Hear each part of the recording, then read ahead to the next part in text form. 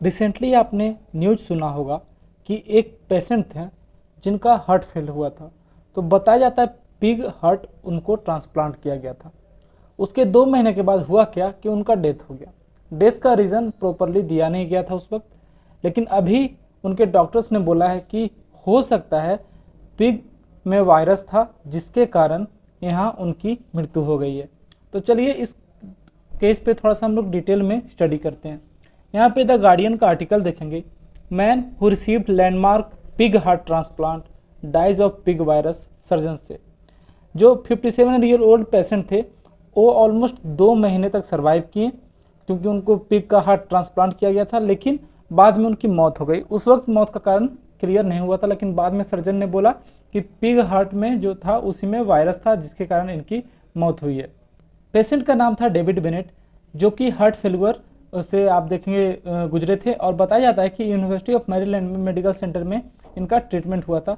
Doctor ने transplant किया था genetically modified pig heart. Genetically modified क्या होता है कि अपने इच्छा अनुसार हम लोग उसमें जीन में बदलाव करते हैं और उसमें देखते हैं जो हम लोग को चाहिए होता है वो उसके आप देखेंगे जीन मॉडिफिकेशन के थ्रू उसमें हम लोग इंड्यूस करते हैं, उसके बाद हम लोग ट्रांसप्लांट करते हैं। तो यहाँ पे देखेंगे पिग का हार्ट को ट्रांसप्लांट किया गया था ह्यूमन के। तो जैसे ही सर्जरी हुआ तो उसके बाद क्या हुआ कि हालत धीरे धीरे खराब होने लगा। तो यहाँ पे डॉक्टर ने बोला कि हालत खराब हो रही है, लेकिन उन्होंने एग्जैक्ट कोई रीज़न इसका नहीं दिया था। लेकिन बताया जाता है कि लास्ट मंथ जो है इनके जो सर्जन थे बार्लेथ ग्रिफिथ, उन्होंने रिवील किया कि जो पिग का हार्ट था वो इन्फेक्टेड था। पॉर्किन वायरस एक आता है जिसको हम लोग बोलते हैं पॉर्किन साइटोमेगालो वायरस।